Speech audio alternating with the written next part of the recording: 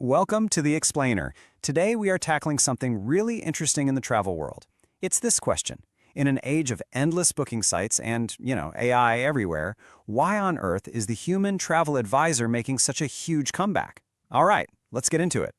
So, let's start with a feeling. A feeling I'm willing to bet everyone listening knows.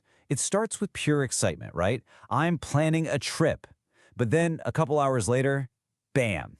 You're 42 browser tabs deep, you're trying to figure out if a Reddit thread from 2 years ago is more reliable than a blog post that's probably sponsored. Sound familiar? Yeah. If that feeling of just drowning in information is hitting a little too close to home, well, there's actually a name for it, the DIY hangover.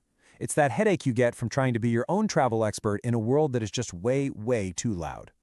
So how did we get here? I mean, why has planning a simple vacation started to feel like taking on a second full-time job? The crazy thing is, the problem isn't a lack of information, it's a crushing, overwhelming, absolute overload of it. And really, it all boils down to these three big modern hurdles. First up, you've got the content mirage. This is where you literally can't tell if a hotel review is real or if it's just from a paid influencer or even an AI. Then comes decision fatigue. Psychologists call this the paradox of choice, and it's so true. Facing 500 different flight options doesn't feel like freedom, it feels totally paralyzing. And last but not least, the volatility factor. Let's be honest, in a post-2020 world, things are just less predictable. Rules change, flights get canceled, it's a lot. Which brings us to a really crucial point. Think about it.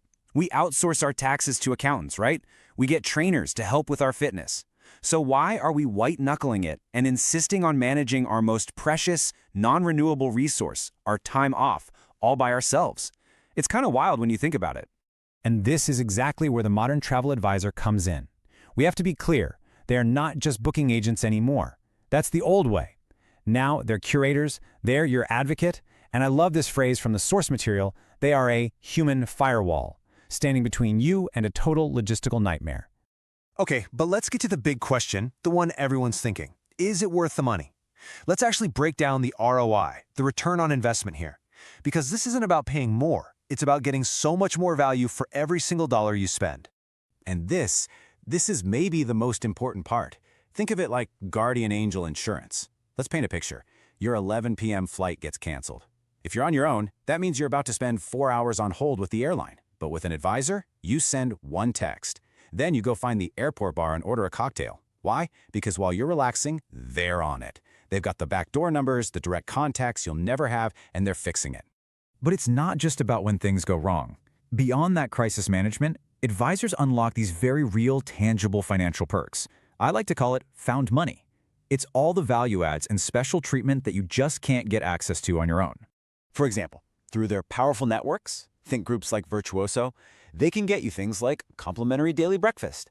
I mean, at a nice hotel, that alone can be worth $300 to $500 on a typical 4-night stay. That's real money.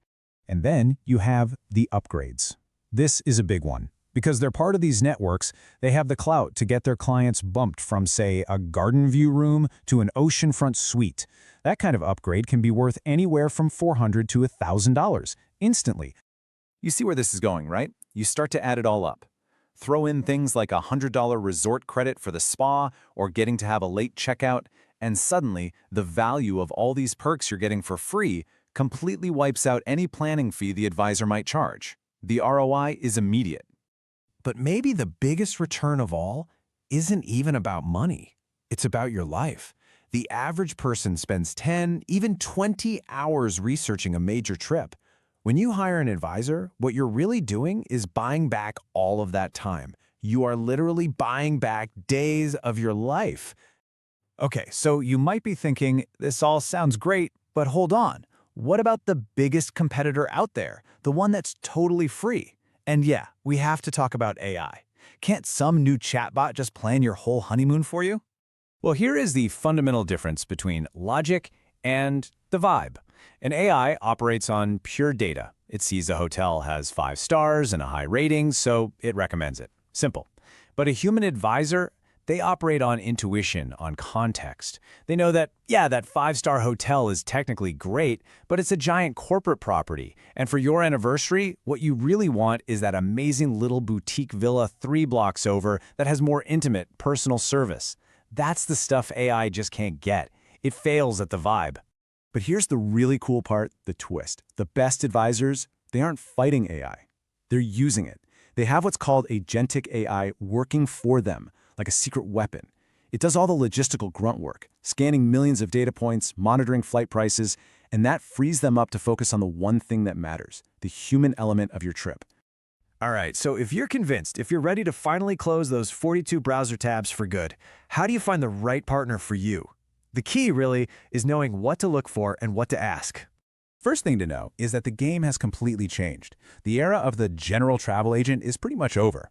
What you're looking for now is a niche architect. These are people who are hyper-specialized. I mean, they're advisors who only do biohacking retreats or coolcations to help you escape the heat, or who are experts at setting you up for a month of remote work in Bali. It's that specific. So, before you sign on with anyone, here's a super simple 3-question vibe check you should run. First, ask them for a recent, on-the-ground update from your destination. That'll tell you right away if they have real contacts there or if they're just using Google. Second, ask how they handle emergencies when they're out of the office. You need to know their backup plan. And third, this one's my favorite, ask them what you should avoid. A real advisor, a true partner, has the confidence to tell you what not to do, to save you from a classic tourist trap. Because in the end, that's the real takeaway here. It's this profound shift.